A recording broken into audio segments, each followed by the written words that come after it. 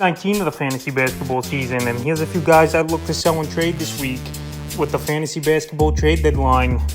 Here today on March 2nd, the first guy, Malik Monk of the Sacramento Kings. So Malik Monk this season, not as great as the season he had last year with the Lakers, but still very serviceable. 13.9 points a game, 2.6 rebounds, 3.8 assists, 1.8 threes, and 45% from the field. But the last few weeks here for Monk, 19.8 points a game, 2.8 rebounds, 3 assists, 3 threes a game, and 61% from the field. So right here, Malik Monk, guy we know that could score the basketball, but after coming off a big 45-point game a few games ago, and then the last couple games, the numbers going down, this is a perfect time to sell him high because he's been inconsistent throughout his career.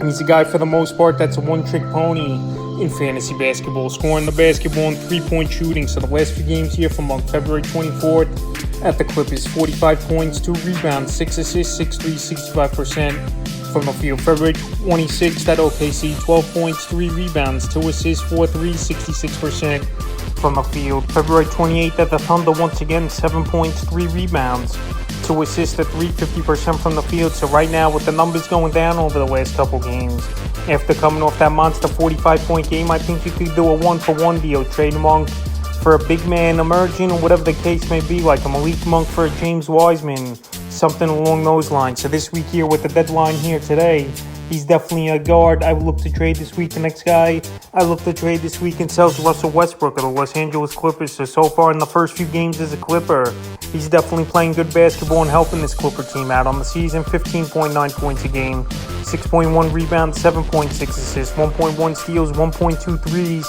and 42% from the field. But the last few weeks here for Westbrook, a little bit of an improvement, 16 points a game, 5.7 rebounds, 9.3 assists, 2.3 steals, 1.3 threes, and 52% from the field. So with the Lakers, I felt like they were forcing him and not playing to Westbrook's strengths, even though obviously the Lakers were built around LeBron James and Anthony Davis, and he was the third fiddle or even fourth option at times. But so far in the first 3 ball games with the Clippers, February 24th versus the Kings, 17 points, 5 rebounds, 14 assists, a steal with 53% from the field. February 26th at Denver, 17 points, 5 rebounds, 4 assists, 5 steals, at 60% from the field. And February 28th versus the Timberwolves, 14 points, 7 boards, 10 assists, a steal, 2 threes, 45% from the field. So believe it or not, here they're 0-3 since Westbrook came to town. Here is this Los Angeles Clipper team, and the points are definitely not going to go up with a Paul George and Kawhi Leonard as the main guys over there. Norman Powell, good scorer as well, but the assists have gone up,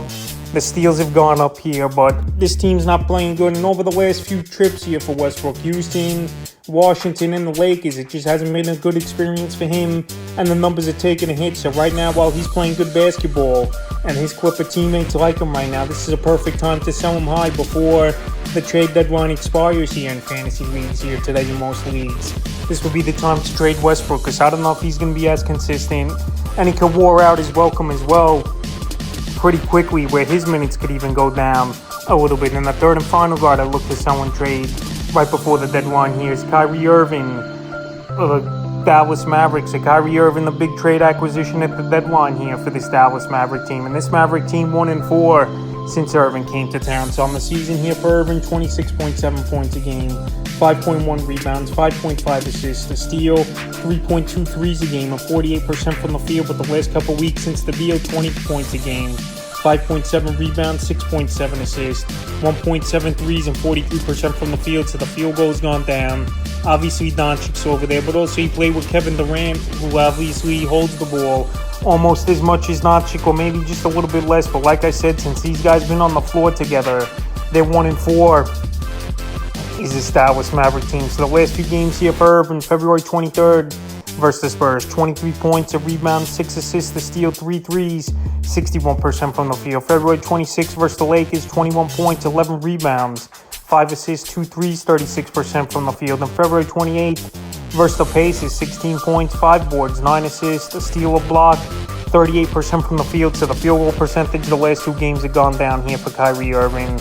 This Maverick team not playing good basketball. And you always know there's something with Irving where the other shoe is going to drop. With the Nets, we saw it tons of times over the last couple seasons. And then out of nowhere, requesting the trade at the deadline. And now here in Dallas, they're free-falling a little bit down the standings since Irving got there. And Irvin, he's known to be a guy that gives up early in the season, where he's a guy that's not completed a season in a few seasons. So right here, wouldn't surprise me if something happens or the other shoe drops here with Kyrie Irving. And right now, well, you could get great value for him, a 2-for-1 deal or a good 1-for-1 deal. This will be the time to do it. So that's a few guards I look to sell and trade here in Week 19 of the fantasy basketball season, right before the deadline in most fantasy leagues.